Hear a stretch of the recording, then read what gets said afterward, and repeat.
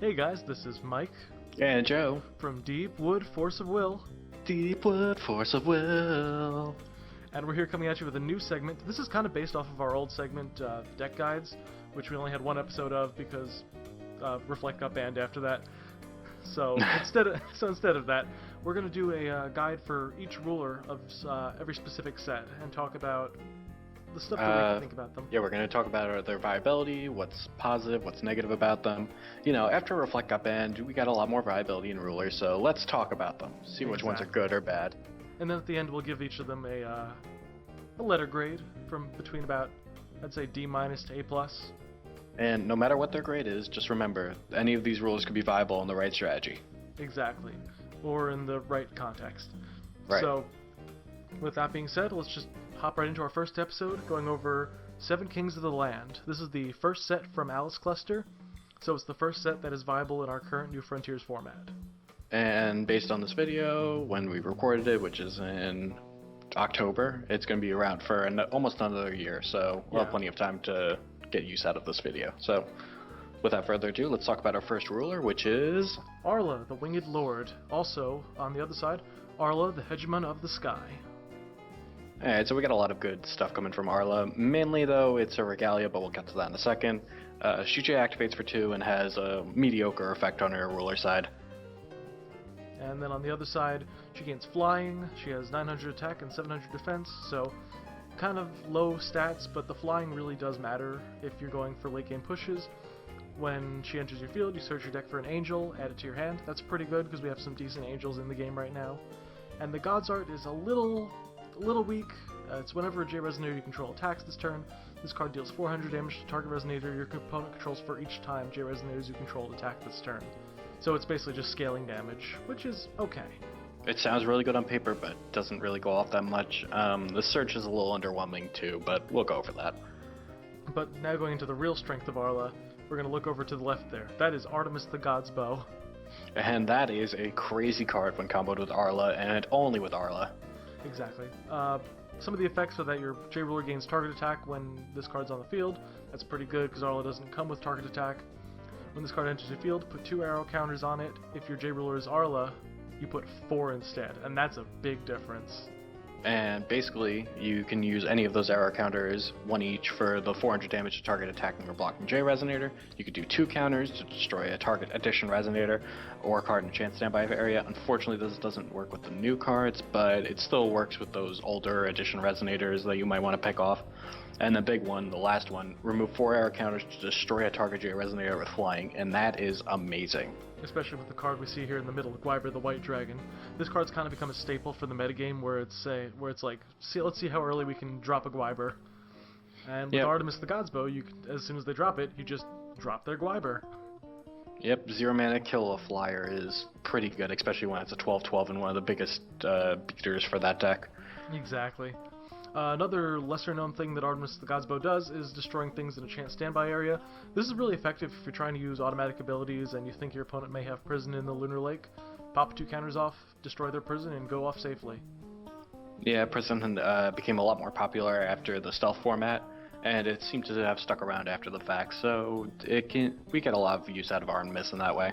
Absolutely. So, there are many good things about Artemis, and the fact that Artemis has an extra 2 counters when Arla's the ruler is one of the big reasons you want to use him. This is why Arla's seen in a lot of side decks, actually. A lot of Arla's use comes from that niche play where you need the counters on the Artemis. Yeah, and it winds up working out well for her. You do see some decks that want to main her, like we used to have like Bloody Arla and stuff like that as mainstay decks, but they seem to have fallen out of contention, but they're still somewhat reasonable to play. Yeah, there's always a good thing about it. So, with all that being said, with all that talking about how Arla is kind of a niche role but has a really good role in the side deck, we ended up giving her a B+. Yeah, unfortunately, so some of her shortcomings come from that enter effect that she has on her J-Ruler side. Unfortunately, Shion just does it better because she can actually make that angel that you're going to wind up searching, which is probably going to be Celestial Wing Seraph, come in for free. And that is a lot better than drawing it. But we will definitely be talking about Shion in a later video. Just know for now that Arla is good, but for reasons other than that enter ability, reasons other than the God's Art, reasons mainly due to Regalia, and the natural flying, which is always good. So she has some viability, she has some reasonable stats, good for late game pushes, and some good text on her. So everything everything kind of works out in his favor. Yep, so all around B+. A little above average, but still not quite the top tier that we've seen in the past. And next up, we have Faria, the Sacred Queen. Also on the other side, Faria, the ruler of Godsword. And she also has a judgment of 2, which is pretty good, and also another pretty unreliable ability on our ruler side, but whatever. What's the theme, right? Yeah. And then the J-Ruler side has target attack, which is not bad. When this card enters your field, put the top card of your Magic Stone deck into your Magic Stone area. You see that with a couple of the 7 Kings, so it's not really too unique. And whenever this card attacks, recover target regalia you control, which is pretty good. The God's Art is 6 will, which is a lot, but the regalia cuts it down, and it's recover all resonators you control. That's very good for a late game push, but again, 6 mana is kind of a lot. And it's a one-time use thing, so you better win off of that, otherwise you're kind of behind. Exactly. So, Faria definitely has some decent stats. An 8/8 body for 2 mana isn't the worst. She comes with target attack. She puts a stone in. You can recover stuff as you attack. She's got a lot of cool stuff going for her, but unfortunately, if we take a look at her regalia, it gives your J-Ruler target attack, which first of all, she already has. Yeah, which is just kind of sad. She also gives the +2/+2, but also the Excalibur will give her imperishable until end of turn by tapping it, which is pretty good for her, but again, Levitine also does it, and Levitine's a lot better since it gives swiftness. Yeah, we've got Levitine over on the side there. Levitine just has extra effects, gives J-Rulers better abilities than just target attack, and also has the ability to recover itself, which is very important. Right. So, all in all, Faria is just kind of a weak link in the whole 7 Kings of the land. She doesn't really do much that's unique compared to other rulers.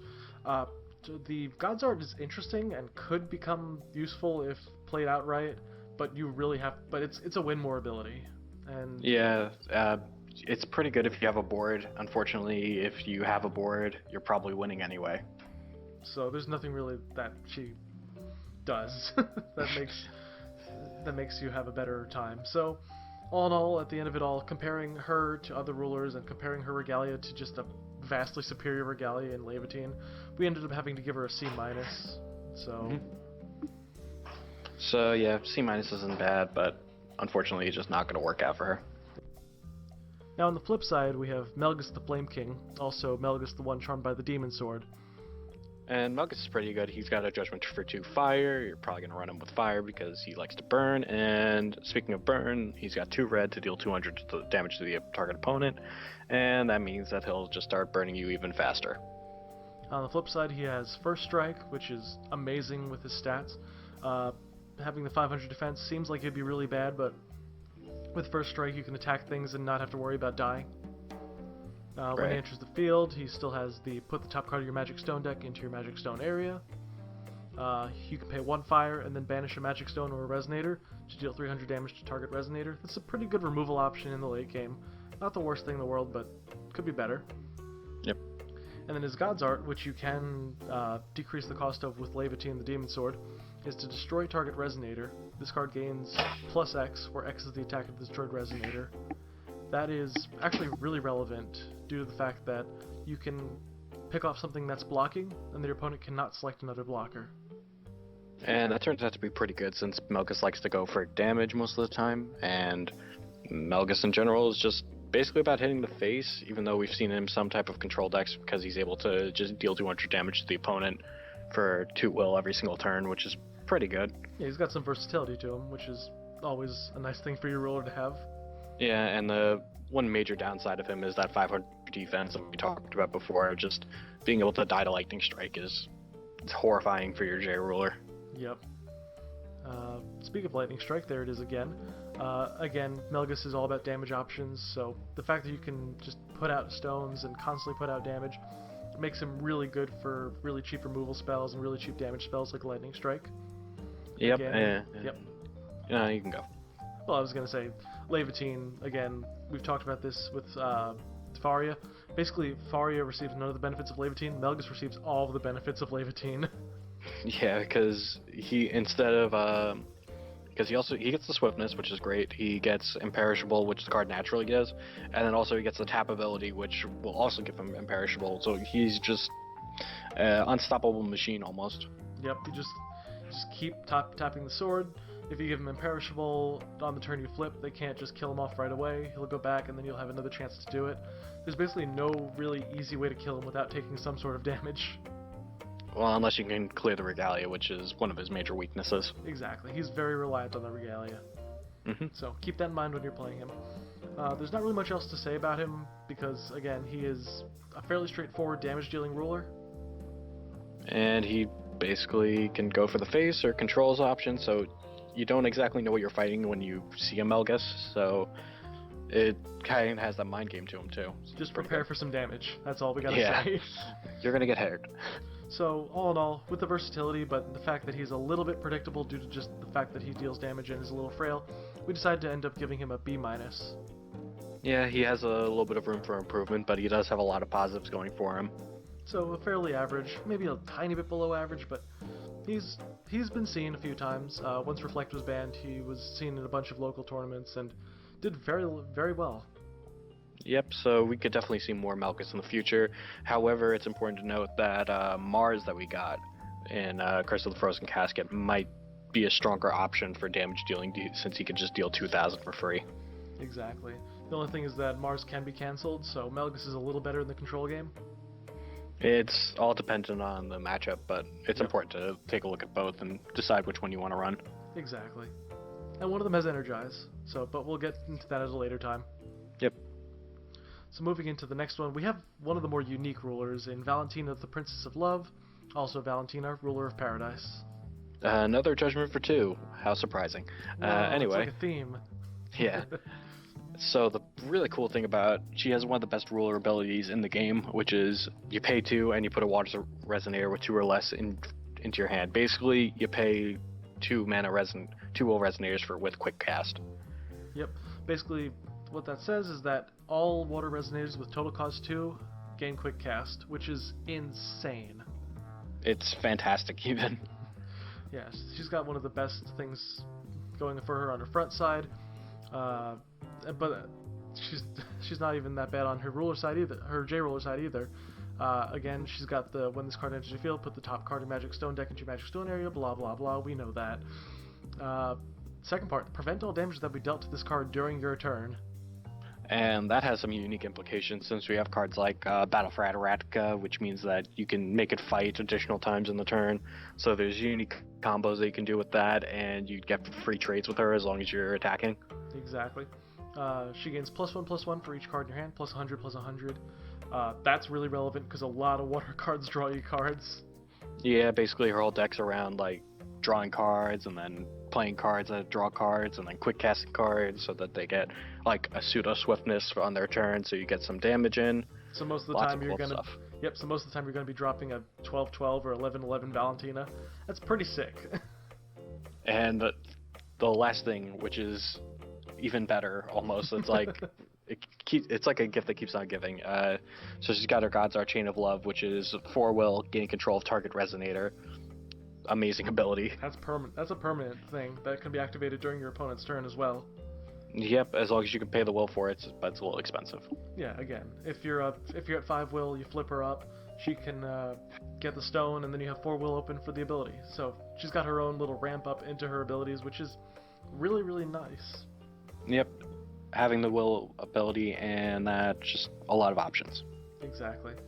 So speaking of her options, we've got two of the major cards we'll see being dropped with her. The first one is incredible. That's Hera, Goddess of Jealousy.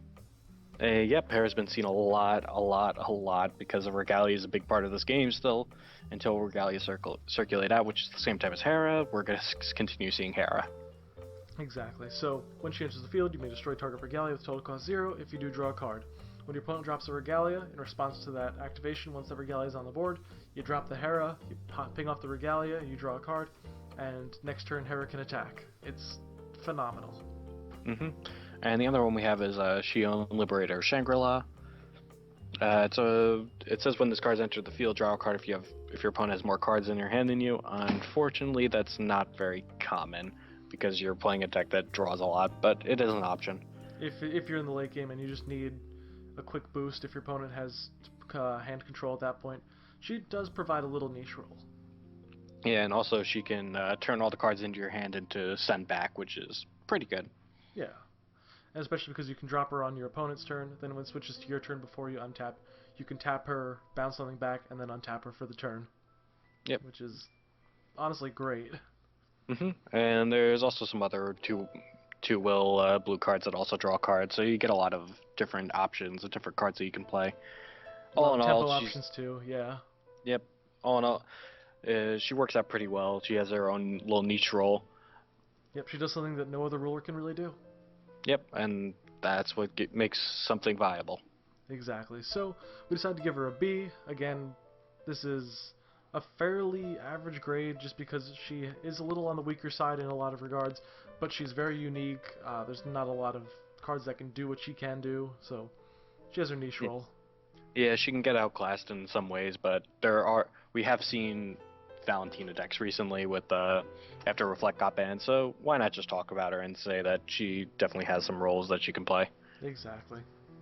So moving on, we've got Pricia the Beast Lady, also Pricia the Commander of the Sacred Beasts.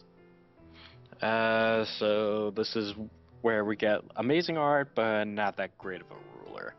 So it's two will to judgment, and you can pay the attribute cost of 4 Sacred Beast Resonators with any will of any attribute. I'm sorry.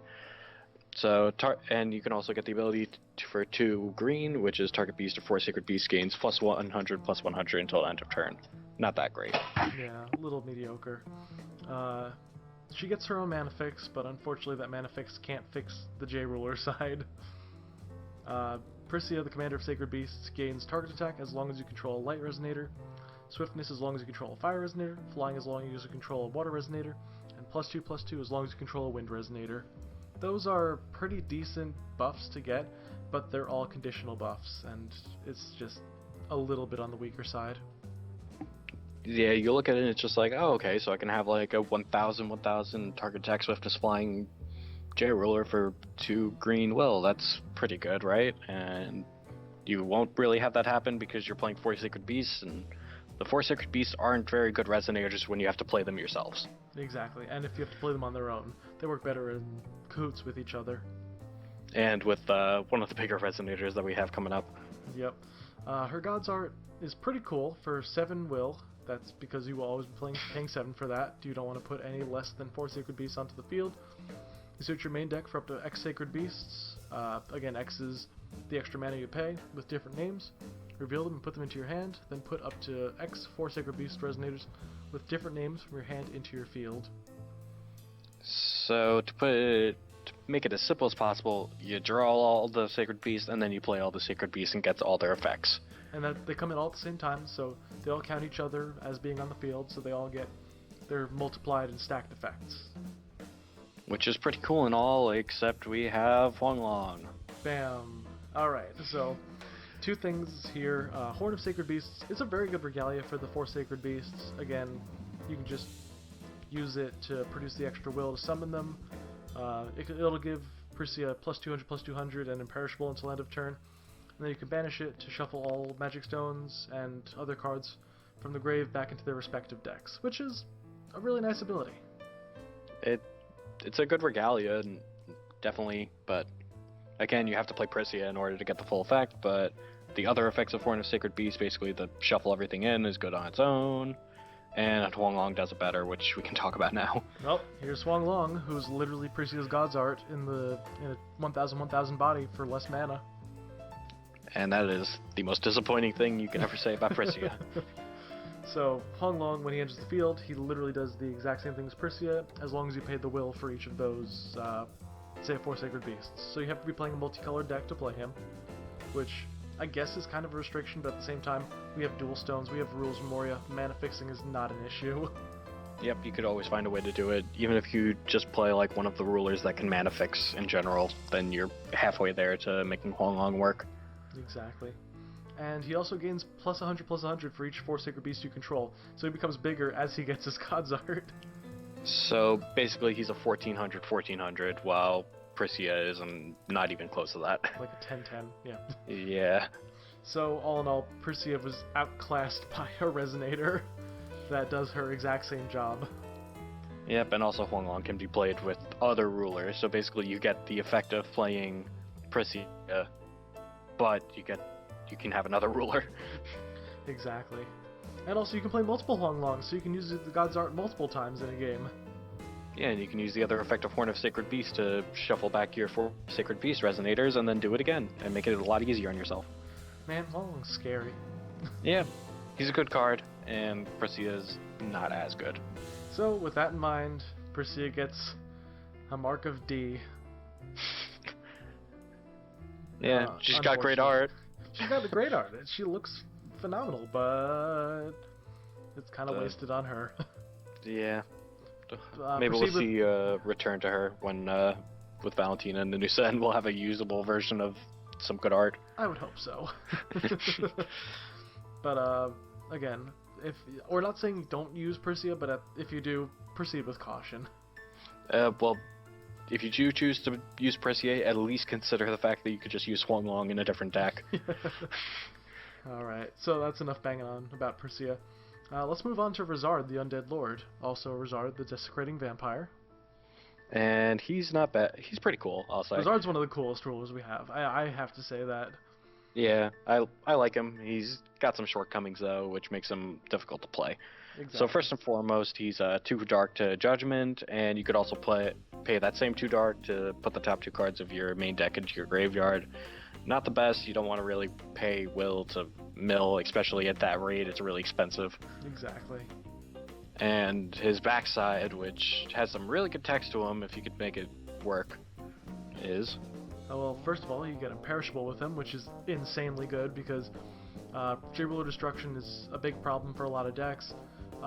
Rizard coming with his own Imperishable is really cool because he can just keep coming back, keep getting his Enter ability every time you play him. That Enter ability can ramp up his stats too as we get into it. When he enters the field, you may put up to 2 cards from your hand into your Chance Standby area face down. That means anything with stealth or trigger abilities will flip itself up when their trigger condition is met. Again, Rizard is kind of the ruler that made the stealth mechanic what it is. Yeah, and also he has the relationship to his parents, so that's why they're also stealth resonators. We'll get into them at a later date. Everybody knows about stealth. Yep. He also gains +2/+2 for each card in your Chance Standby. This can ramp up a little bit, but he starts off very weak as a 5/5, so... Yeah, but at least when you get to play him, if you want to put the 2 cards down, even if they are in Chance Standby cards, you can still put them down. He'll become a 9/9. Which is fine. Yep, 9/9 for 2 will is pretty good, especially if it has a perishable, so you can keep flipping him over and over again. Exactly. And then the one big thing about Rizard that everybody knows, oh my god, this is one of the most insane God's Arts of the entire game. If you played Yu-Gi-Oh, you know Chaos Emperor Dragon. If you know Chaos Emperor Dragon, you basically know what Rizard does. So you remove any number of Resonators from your graveyard from the game. This costs 6 mana, but again, like other rulers, Death Scythe, his Regalia can reduce his God's Art cost. For each of the cards you remove from your graveyard in this way, each player banishes a Resonator and discards a card. So you can wipe both players' hands and still leave himself up because he's not a Resonator. And the coolest part about him, because you put the 2 cards into your Chance Standby area face down, after you destroy both players' hands and their fields and all that fun stuff, you have these Chance Standby triggers that can go off and then refill your board and basically leave your opponent in a position where they can't win. Yep. In the phrase of other vampires, it's useless, useless, useless to try and stop him. So, again, if you ramp up into that ability, you really get some value, especially if you've taken some time to fill up your grave and gotten to a point where you have enough to rip apart your opponent's hand and field. It's a total board swing, and Rizard is really cool in that regard. And also, your opponent has to play around that for the whole game. They can't overcommit their hand or basically have the same number of cards in hand and field, because then you get maximum value out of the God's Art and they get can't just easy keep way to killing clear your stuff. Yeah, there's just It's a lot of mind games, and you have to play very specifically around Rizard, or else you get very heavily punished by that God's Art. Exactly. So, moving into support, the reasons that Rizard are really good is A, because Death Scythe is a phenomenal regalia. Like, this is one of the best regalia in the game. Yep. So first and foremost, it stops aggressive decks from having imperishable and swiftness J-Ruler based strategies that want to keep their J-Ruler up and keep swinging and use swiftness to get a lot of damage in. You get to stop that in its tracks because your opponent can't gain imperishable at all or swiftness. And then on top of that, you get one of the best and coolest effects in the game, which is whenever a resonator that was dealt damage by this card this turn is put into a graveyard, put it into your field. Amazing. Whatever Rizard destroys, he takes. And that's even better than like Valentina's take, because you also get to trigger enters because the card did leave the field first. Exactly. And also you can pay 1 less to play your God's Art abilities. Also you gain +2/+2. So there's a lot you get just by tapping this thing down for Rizard. And the best part is, if your opponent is like, alright, Death Scythe is extremely scary and I want to keep it away from me, you can remove 3 cards in your graveyard to add it back to your hand, so it keeps coming back. Again, the graveyard removal system is one of Rizard's 2 big things, which makes him really unique to this game. And then the other one is over there. Hello, Persephone. Persephone, the Nether Empress. I'm kind of upset you didn't get the promo art, but we'll deal. Suck it up, boy. So, Persephone is a stealth resonator, of course, and her trigger condition is that your J-Ruler is Rizard, or your ruler is Rizard. Duh, you're going to be playing Rizard if you're playing her. And you have to have 10 or more cards in your graveyard. This is kind of a big fulfillment to have, but at the same time, once you fulfill it, Persephone can go off. And if you're reading that and you're like, how am I supposed to have 10 cards in your graveyard? Rizard mills in that with his ruler side, so it's not that difficult to get 10 cards in your graveyard. Plus you have other self-mill cards in the game, you have discard outlets, you just have a lot of stuff that can flood your graveyard. Yep, and getting to that point really isn't that difficult when you think about it. So the big thing you get when you get to trigger this stealth ability is, when it comes in from its chance standby area, put target resonator with total cost 4 or less from your graveyard into your field. So you get her 7/7 stats, and whatever the stats are for the thing you brought back, plus if it has an enter effect, you get the enter effect. A lot of this can snowball really fast, especially if you chain 2 Persephones to each other. Yep. Basically, you're getting a 4-drop off of your 4-drop that you paid 2 will for because it's a chance standby resonator, or you didn't pay anything for it because it was the Rizard. Yep, because Rizard can toss her into your chance standby area for free by judgmenting. You get a lot of cool synergies with the deck, and that's what I like about Rizard. The only issue we have with Rizard is that there are a lot of moving parts, and you do not do well against faster decks. Yep, your combo deck in a way, and you're also a control deck in a way. You're going in a lot of directions at once, and you got to have a lot of things go your way in order to make the strategy work out. Right. There's a lot of uniqueness to a strategy, but at the same time, you really have to plan ahead. Yep, you got to keep your will in mind, and also he gets hard countered by a specific J-Ruler, which you will see in the next episode. Yep. So, all in all, Rizard's really good. We decided to give him a B- just because he's a little bit on the weaker side, but he has enough uniqueness to him that makes him really cool. He's just got a lot of dimensions you can work with. We really like him. I've worked with Rizard in the past, and I really love playing him. I just wish he had a little bit more going for him. If he had a little bit more, he could really be meta quality. Unfortunately, there's just not enough. He was when rulers were fair. Yep. And that's pretty much all we can say about that. Please try him out, because he's yeah, fun. Definitely. If you've never tried Rizard before, give him a try because you'll have fun with him no matter what. He's a very interesting ruler with a very interesting playstyle. And Yep. he has his own starter deck, so you get all the stuff for free. Well, $15, Well, but yeah. Pretty much all these rulers do, but that's besides the point. Alright. So enough with that. Let's move on to Machina the Machine Lord, also Machina the Mechanical Emperor. Hahaha, this is a very good ruler. This is probably one of the best rulers. No, it's... Let me back up a second. This is the best ruler out of 7 Kings of the Land. That should not be a spoiler to anyone. We've talked about Machina in the past. He is unbelievably good. Your mileage may vary based on your locals, but you'll get if you haven't played this deck before and you haven't seen someone play this deck before, you should probably try playing it because this is a scary deck. Yep. So, at first glance, you see that Machina has a J activated 4. That is double the rest of the 7 kings, but he's still better. I just want to point that out. That is a balancing factor right there, because yeah. if he was 2, that would be broken. Yeah, he would probably be immediately banned because of that. Mm-hmm. So, his other effect is that you can pay any amount of will, and then you search your deck for an addition or resonator with total cost of whatever you paid, with no attribute, reveal it and put it into your hand.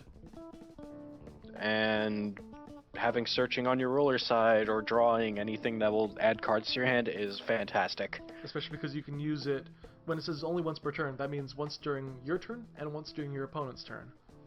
So this can stack. So if you have 2 will open, you could search 2 1-drops between the 2 turns. You could search a 2-drop. You could search a nothing and a 2 if you had that ability. We don't have any 0-drop machines right now, but Right. if we did, that would be even scarier. Yep, honestly, the flexibility behind Machina is amazing, and one of the reasons that he is just so unbelievably good. And then let's go to the side that makes him really, really good.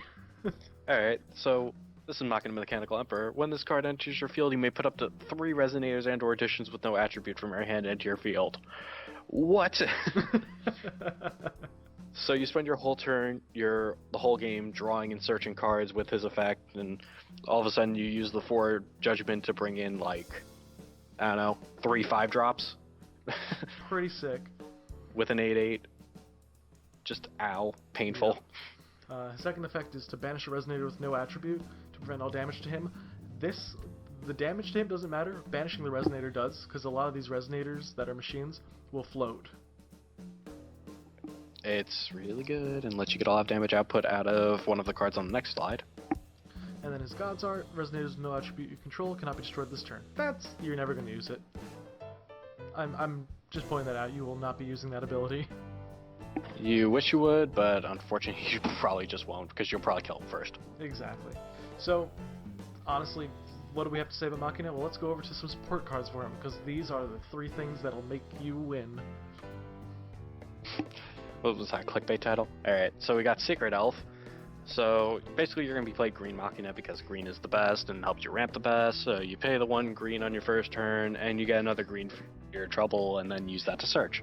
Exactly, because you can use the Sacred Elf's Produce Green Will tap ability on your opponent's turn to search with Machina. So no matter what, as long as you have one of these mana dorks open, you will be gaining advantage from them. Turns out it's pretty good. And then we have some of the bigger beaters that Machina can bring out, which is Maribel Insane Self-Aware Machine.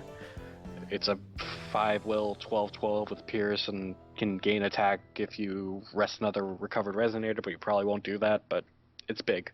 It's very big, and you can drop multiple of them. You can search them out with the smaller Maribella, the small assistant. It's just, there's a lot going on with that. There's a really cool little trick that people don't really know about a lot, where you can attack with Maribella in the turn before, flip your Machina, after you've activated your ability to put things in, banish off the Maribella, she'll immediately search out the Maribel, and then you'll drop Maribel Insane Self-Aware Machine using Machina's enter ability. Yeah, just make sure you put that on the chase so that you'll add the card with Maribella because you'll first banish her and then she'll go on the chase above the enter ability of Machina and then you'll drop it back down and then bring the thing that you searched out with her. But those are advanced strategies. We could go over that in a later time. We might do a deck guide on Machina eventually, but for now, just know that there's combo potential everywhere. Yep, he's a combo deck, so there is a little bit of a learning curve to it, but once you get it, you know what you're doing. Speaking of getting it and knowing the combo, hey look, it's March of the Machine Lord. Guess what that does? Makes you win. You pay 1 less every time for each resonator with no attribute you control, so it goes from 5 to 4 to 3 to nothing. Yep. And then and then once it's nothing, you give everything +3/+3 in swiftness. Well, that's a way to kill someone real quick. And remember that the swiftness and +2/+3 are applied to every resonator that you play after this card's been played already. Yep, this is one of the more broken things that Force of Will has to offer, which is aura effects, which is basically for this turn things happen, and if you put things that happen and swiftness together, you get a lot of damage output. Yep. So there's not really much else we can say about Machina other than the combo potential, because most people are just going to be playing the green Machina, ramping up, and then swinging for massive damage around like turn 4 or 5. For one card that you missed on the slide, which is okay, we'll talk about it, is so you're probably thinking, like, how am I supposed to assemble all these cards together and make that happen? So besides just Machina's ability to search, there's Dark Machina, which is a resonator that adds a no attribute card to your hand, so you can add the March. It's gross how much searching this deck can do. And also Machina, the big ruler Machina, if you pay 3, you can search out your Dark Machina. It's just so many combos, so many different lines of play that you can take with the deck, and it's consistent, it's an OTK deck, everything that I just said is what makes a deck good. Alright, with all that being said, we're giving Machina an A. This thing is incredible. You can't go any lower for that because he's got crazy good stuff all around. There's not much bad that you can give him. Exactly. So, that's all we have to say about Machina. Eventually you'll see us talk a little bit more about him in detail, but for now, just, check him out. Check out what his resonators do. It's pretty good. Yep, I really love the art for him too, so that's also another plus. Some pretty good flavor to him. Mm-hmm. And moving on to the non-7 kings. Those were all 7 of the 7 kings. Moving on to Alice, the girl in the looking glass.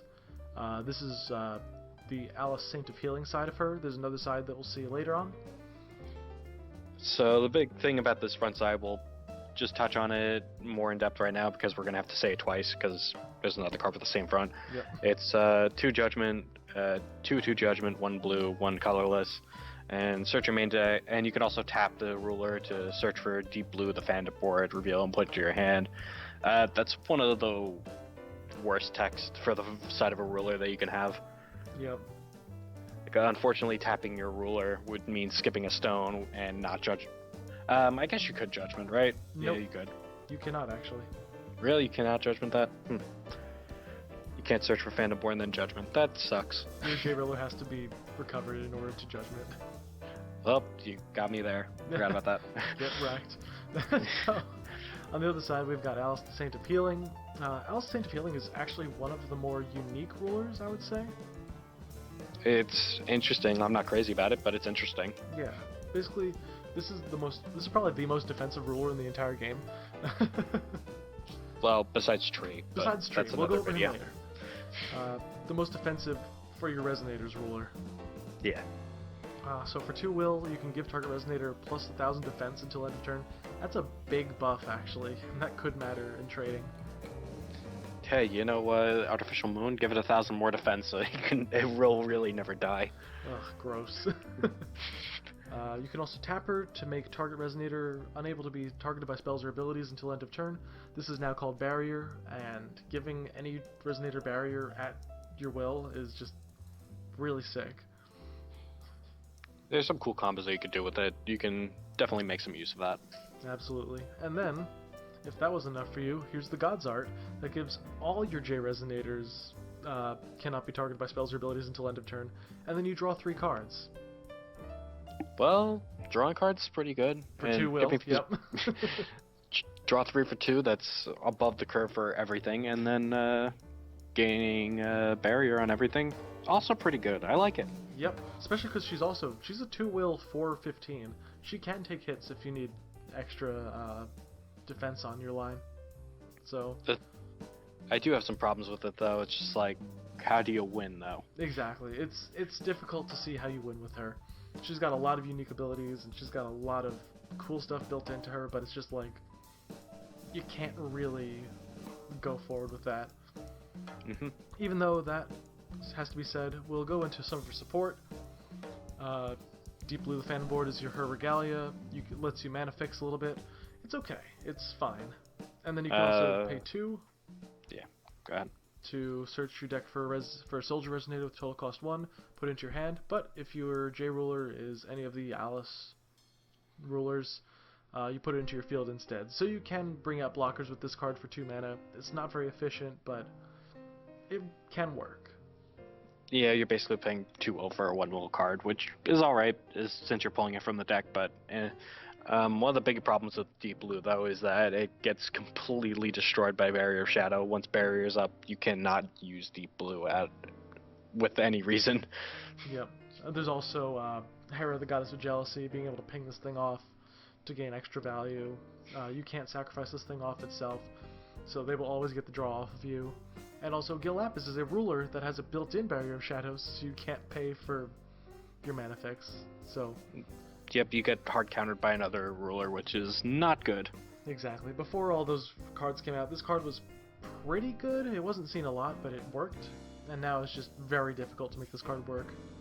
Yeah. So you got a Captain Hook there. Tell me about it. Why'd you put him there? Well, I put the Captain Hook here because it's like... Captain Hook's just kind of like a generically big water resonator.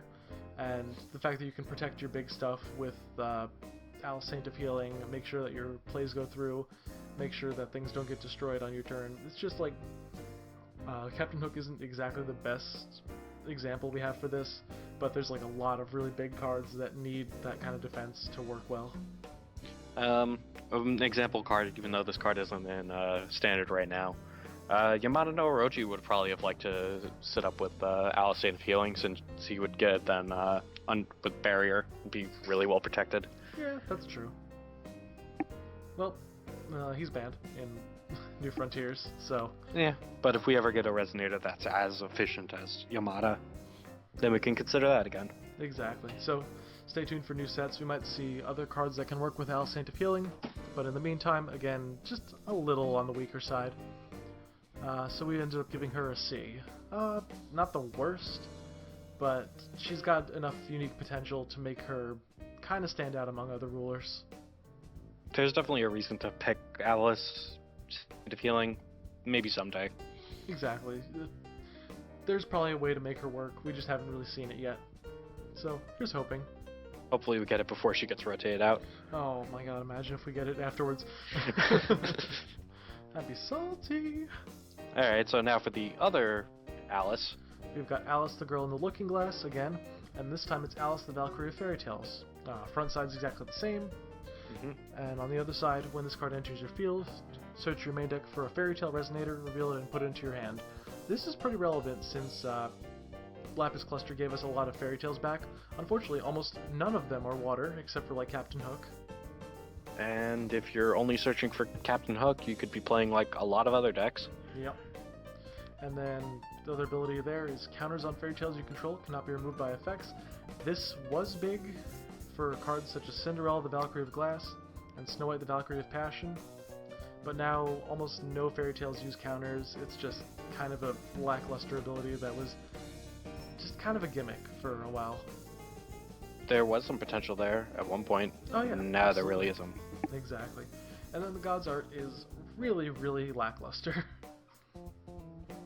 Basically, for 2 mana, you deal 500 damage to a Resonator. You may pay 1 if you do copy that ability. You may choose new targets for the copy. It's 3 mana, deal 1000 damage to something, or 500 damage to 2 things. It's really, really weak. I'm on the verge of saying that card is actually bad. You can pay 1 will to deal 500 damage to target Resonator with Lightning Strike. Yeah, she's really, really on the weak side. She's 1,000 for 2, which is okay. Yeah, okay. Again, a lot of this is just very okay. It's not... Nothing stands out about her besides maybe her ability to search. It seems like if you want to play Fairy Tales, you have other options in terms of like Millium or something, and something good, yeah. Yeah. Just not really anything that stands out, unfortunately. It's really unfortunate. Going forward again, we have Deep Blue again. You still get the Soldier Searching, which is fine. It's okay. And then you have Cinderella, which is a really good Resonator. It's a 2 mana 8/8. If you keep the glass counter on it. And with Alice Valkyrie of Fairy Tales, you can, and you can Judgment the turn after. But is that worth it? And that's the big thing.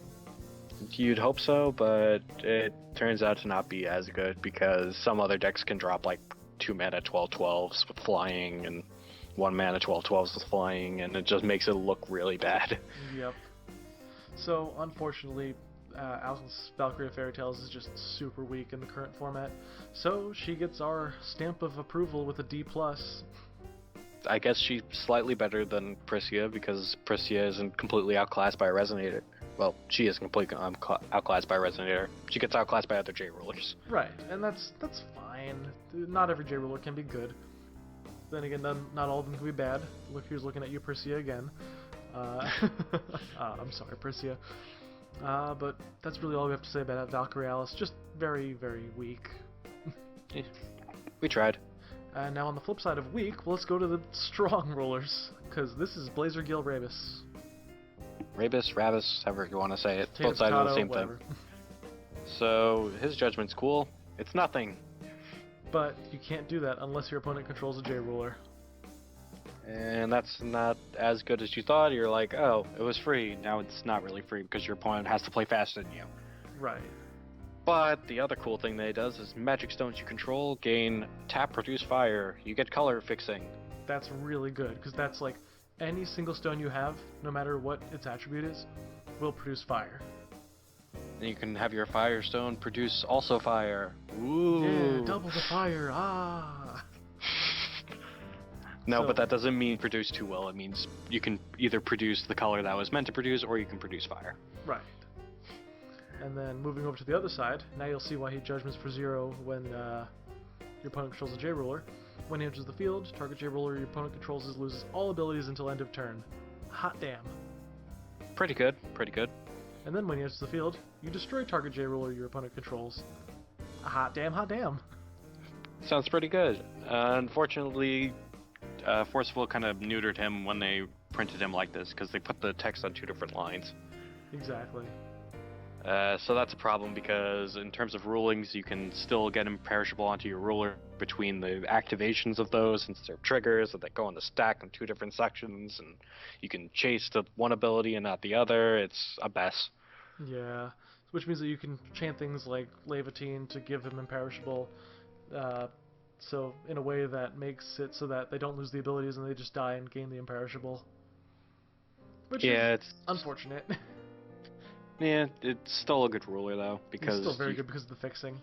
Yep, you still gain the fixing on the J-Ruler side, which is pretty unique. Yep. And if he's the only card you control, as in like if you don't control a Resonator, he gains +4/+4, so he can be a 14/14 on that side too. Pretty good for nothing, and just because they judgmented. It's really good against J-Ruler centric effects since they have to like get rid of their Levitine and stuff like that, and you also develop a big body on top of it for nothing. Yep, and also if you use Death Scythe with Blazer Gil Rabus, we've saw Death Scythe before, you can make it so that they can't gain imperishable, which means that you can just off them without any worry at all. Yep, and that's kind of where Blazer Gil Rabus shines. Exactly. So let's go over to a little bit of support, because this is the reason that Blazer is still seen in the meta. Blazer took a little bit of a break while Reflect was around, just because nobody ever wanted to play Blazer against Reflect. Now that Reflect's gone, people see J-Rulers again, and Blazer comes back into the fray, just kind of doing his usual, kind of messing with people. And He's a little meh, but he Yeah. does his job as intended now. But one of the big things about him is that the mana fixing means that you can play a classic deck called Blazer Knights, which has been around since Seven Kings of the Land came out, actually. That was the big meta deck when Seven Kings of the Land was the thing. Yep. So you played 20 Light Stones, and you use those Light Stones to produce Fire Will, because Knights of the Round Table use both Light and Fire Will. So you could bring in Lancelot, which is arguably the best Knight of the Round Table we have. He's also one of the best Fire Resonators we have. Yep. So, basically that mana fix means that Lancelot and Blazer goes together so unbelievably well.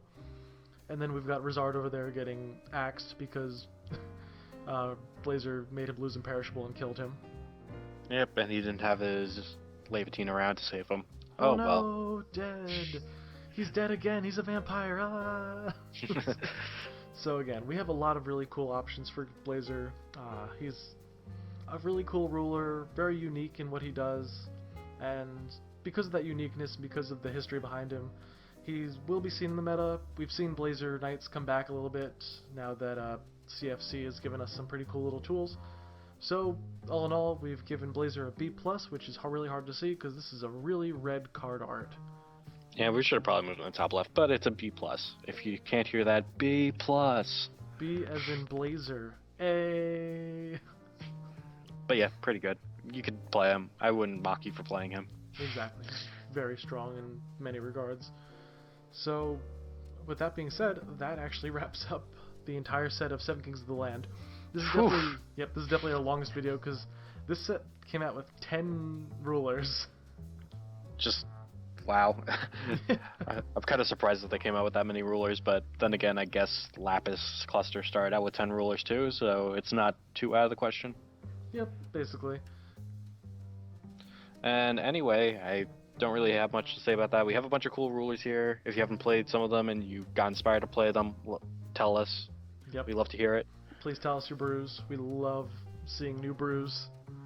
And also, if you want to hear more about a specific ruler out of these, especially ones that have like higher potential, we wouldn't mind going into like the deck review and talking about them again.